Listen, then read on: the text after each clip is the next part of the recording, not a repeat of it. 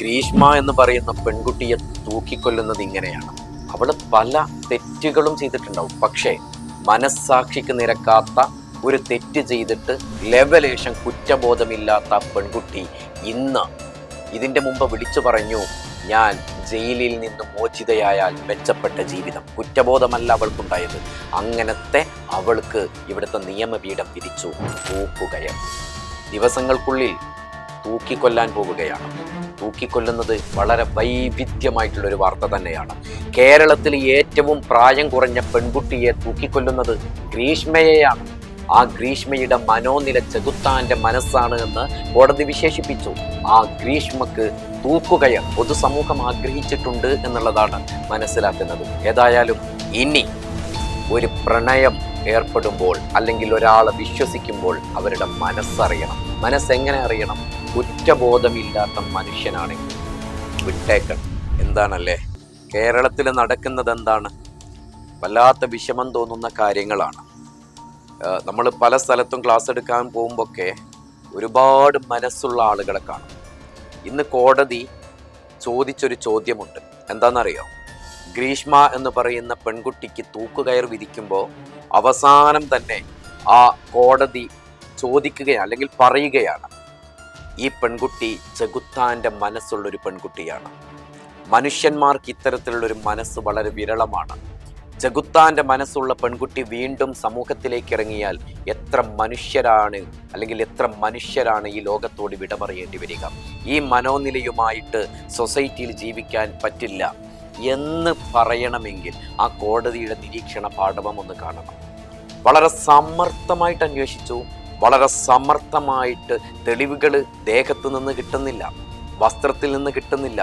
പ്രോസിക്യൂഷന് നല്ല രീതിയിൽ തെളിയിക്കാൻ പോലും പറ്റാത്തൊരു കേസായിട്ട് പോലും വളരെ സമർത്ഥമായിട്ട് ഒറീസയിൽ വരെ പോയി അതിനെ അന്വേഷണത്തിൻ്റെ അഗാധം കൂട്ടാൻ അല്ലെങ്കിൽ അന്വേഷണത്തിൻ്റെ ആഴം കൂട്ടാൻ വേണ്ടിയിട്ട് ആ കീടനാശിനി എങ്ങനെയാണ് ഉണ്ടാക്കുക എന്ന് പഠിക്കാനും ആ അന്വേഷണത്തിൻ്റെ ഭാഗമായി വിദഗ്ധ ഡോക്ടർമാർ ഇവിടെ വന്ന് അവരുടെ റിപ്പോർട്ടുകൾ വാങ്ങുകയും അന്വേഷണത്തിൻ്റെ ഭാഗമായി വല്ലാത്ത കഷ്ടപ്പെട്ടിട്ടുണ്ട് കേരള പോലീസ്. തീർച്ചയായിട്ടും അതിന് ഫലം കണ്ടു. പ്രണയത്തിൻ്റെ അത്രയും വിശ്വാസത്തിൻ്റെ ഒരു കണ്ണിലേക്ക് നോക്കി ചതിക്കുക എന്നുള്ളതാണ് ഇവിടെ നടന്നത്.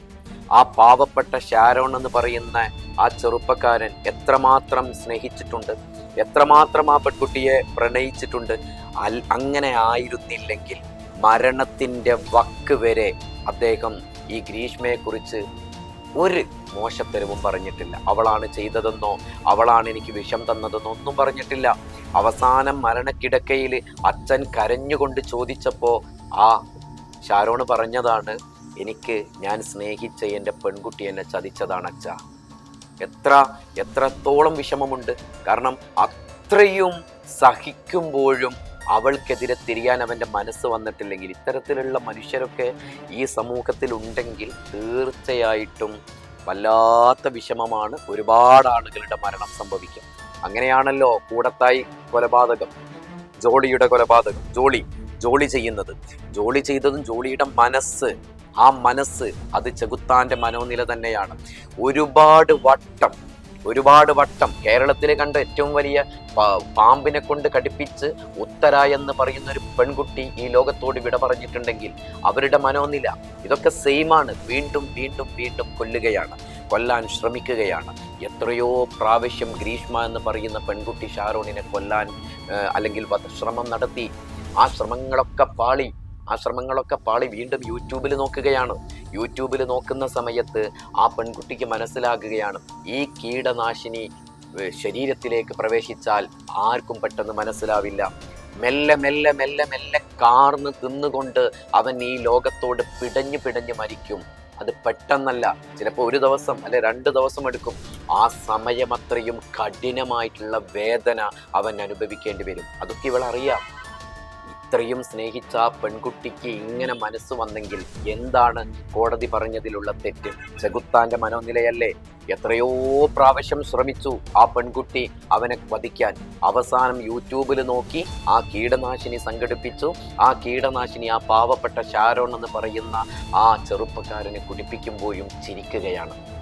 അപ്പൊ അവളെ മനോനില നോക്കണം. അത് കഴിഞ്ഞു, തെറ്റ് ചെയ്തു, അവൻ ഈ ലോകത്തോട് വിട പറഞ്ഞു, അവൻ സഹിച്ചു. അവൻ സഹിക്കുന്നതിന് നിങ്ങൾ കേൾക്കണം, സഹിച്ചതെങ്ങനെയാണെന്നറിയോ? ആ കീടനാശിനി ഉള്ളിലെത്തിയാൽ ആന്തരിക അവയവങ്ങൾ ജീവിച്ചിരിക്കുമ്പോൾ അഴുകിപ്പോവും. ആ അഴുകിയ അവസ്ഥ ലിംഗാഗ്രം വരെ ബ്രെയിൻ വരെ അഴുകിപ്പോവും. ഈ അഴുകുമ്പോൾ ജീവിതത്തിൽ അവൻ സഹിക്കാത്ത അത്രയും വലിയ വേദന അവൻ അനുഭവിക്കും. നമ്മൾ ജീർണിച്ചു പോവുക, നമ്മൾ മൊത്തത്തിൽ അഴുകിപ്പോവുക, നമ്മളെ ഉള്ളിലുള്ള എല്ലാ ആന്തരിക അവയവങ്ങളും നശിച്ചു പോവുക. ജീവന് മാത്രം നിലനിൽക്കുമ്പോൾ അവൻ പിടയുന്ന വേദനയുമായിട്ട് ആ വേദനകളൊക്കെ സഹിച്ച് മരണത്തിന്റെ വക്കിലെത്തുമ്പോൾ മാത്രമാണ് എന്നെ ചതിച്ചതച്ച എൻ്റെ കൂട്ടുകാരിയാണ്, എൻ്റെ പ്രണയിനിയാണ്, എൻ്റെ ജീവിതത്തിലേക്ക് ഞാൻ വരണമെന്ന് ആഗ്രഹിച്ച് കൂടെ കൂട്ടി വിശ്വസിച്ച ആളാണ് എന്നെ ചതിച്ചതച്ച എന്ന് പറയേണ്ടി വരുന്നത് അവസാന ഘട്ടം. അതുവരെ അവൻ സഹിച്ചു എന്നുള്ളതാണ്. ഇത്തരത്തിലുള്ളൊരു കൊലപാതകം പുറത്ത് കടന്നാൽ, എൻ്റെ ശിക്ഷ കഴിഞ്ഞ് പുറത്ത് കടന്നാൽ ഒരു മെച്ചപ്പെട്ട ജീവിതം നയിക്കാം എന്നുള്ള ആഗ്രഹമായിരുന്നു ഗ്രീഷ്മക്ക്. ഏതായാലും അതിന് ഏറ്റവും നല്ല ഉത്തരം ഇവിടുത്തെ നിയമപീഠം കൊടുത്തു എന്നുള്ളതിൽ വളരെയധികം സന്തോഷമുണ്ട്.